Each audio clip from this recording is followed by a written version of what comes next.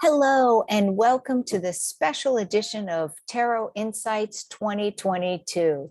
Today, we're going to be talking about finances and how 2022 is going to affect you finance-wise. We're also going to look at world finance, or more of a finance on a bigger picture, but we're going to be discussing personal finance and world finance. Now, recognize not everything is going to apply to you. This is a general reading going out to a lot of different people. It's a forecast, but it is something there. You may find you take a little bit from here and a little bit from there, and you'll be good to go.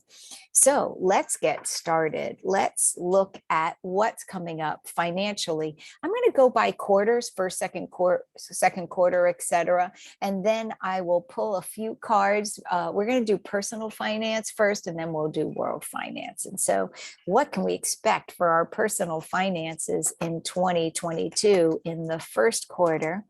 What can we expect in the second quarter, third quarter personal finances, and then fourth quarter? All right.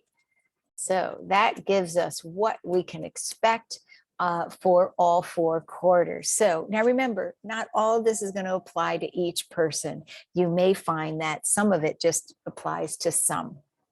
All right. So, well, first of all, I feel that overall, we're going to find that there's a little extra money at the end of the month in the beginning of the first quarter. Now, February may be different. You may find February in the first quarter, there's a little bit of other expenses, but they're probably for other people, like other people costing you money. You know what I mean? Like maybe your brother-in-law needs a little extra cash, or your kids need a little extra cash.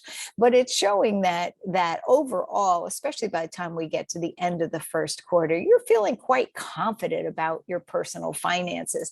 Now, not everybody's going to feel that, right? Not everybody's going to feel confident in their personal finances. But overall, I think you're going to find that finances look pretty good.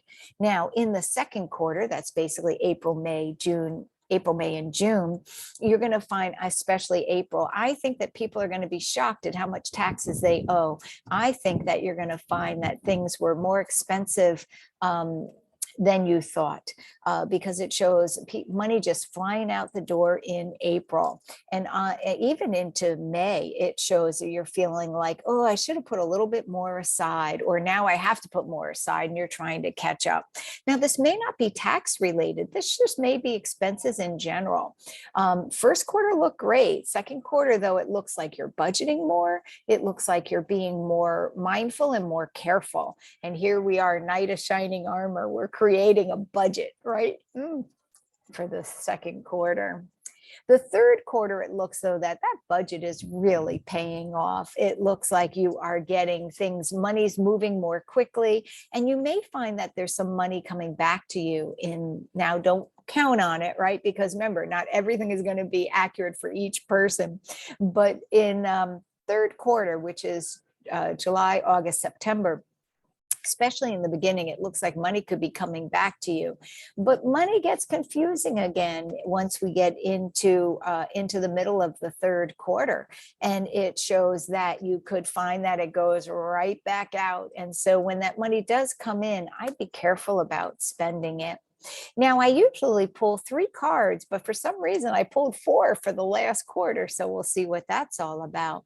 Again, I would not lend money unless you can afford to not get it back, because it shows that somebody's crying poverty and that they don't have the money to pay back in the way that they thought they would. And so just be careful. In 2022, do not lend money unless you don't need it back.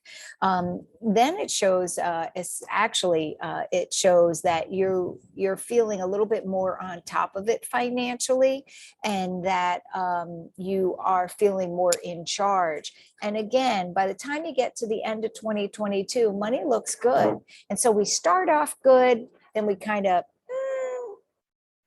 blitz out in the middle, and then we end up on a good note. So let's look at finances on a world stage.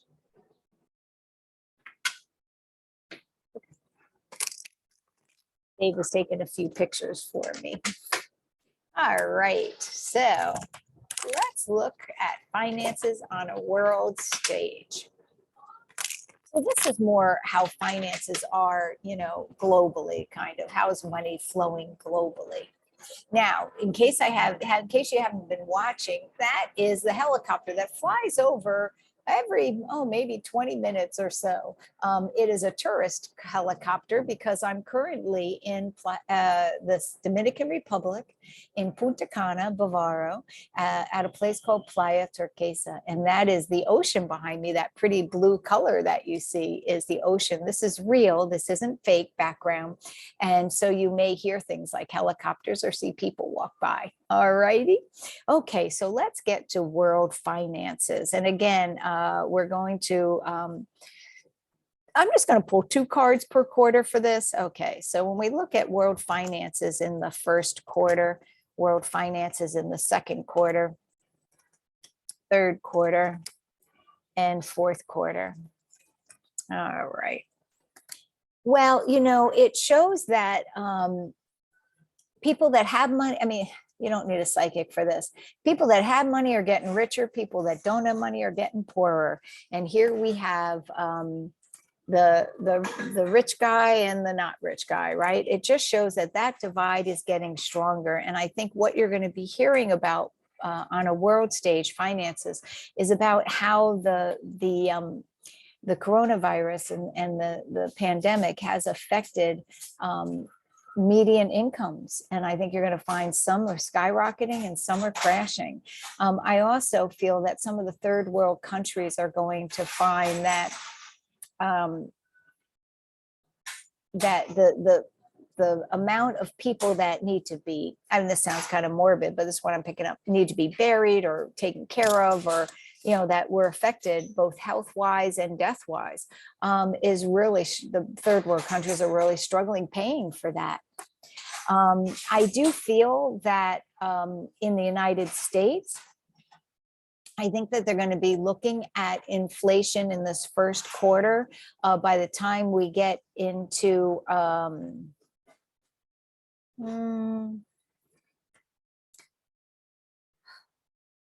May or June, right? So second quarter, I think you're going to find it slows down, and that could be because the feds do something with the rates, but that also means a stock market issue. And so if you've been riding that wave of the stock market, I would be cautious around May or June, although don't use your psychic for your financial advice.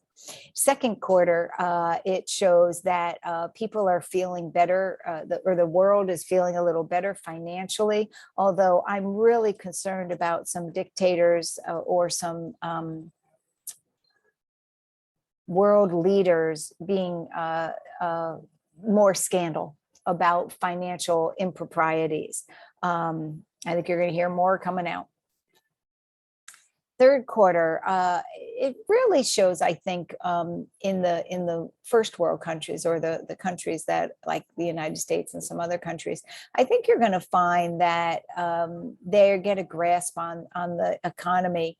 And even in some of the third world countries, it seems like things are starting to even out a little bit and get back to normal.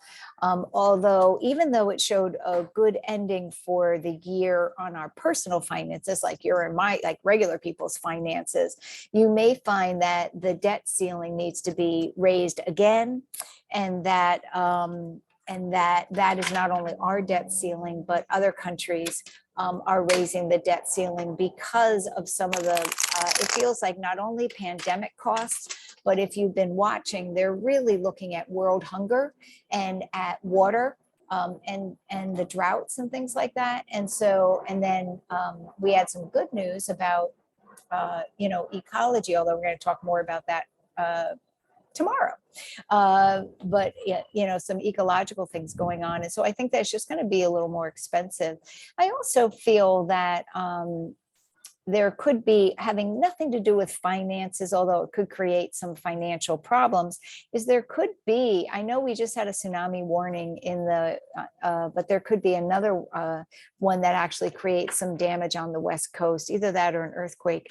And they could be struggling on paying that. And so I do feel that even though it looks rosier for our personal finances, which is good news, on a world stage, finances towards the end of the year look a little tricky. So let me see what what I get for your message. So one moment. If you think of money like energy, right? In order to have good energy, in order to have a lot of excess energy, we need to take care of ourselves. We need to take care of our physical body. We need to make sure that we're getting enough rest and we're getting enough exercise, right?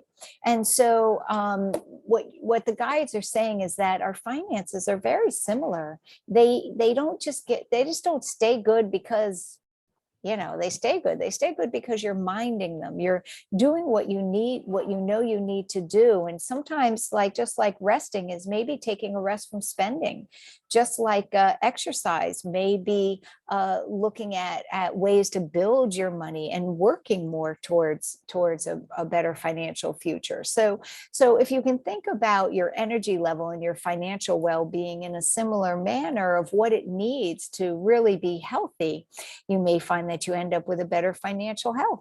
All right, that's the message. All right, well, tomorrow we're going to talk about good news and ecology. We need it. Okay, see you tomorrow.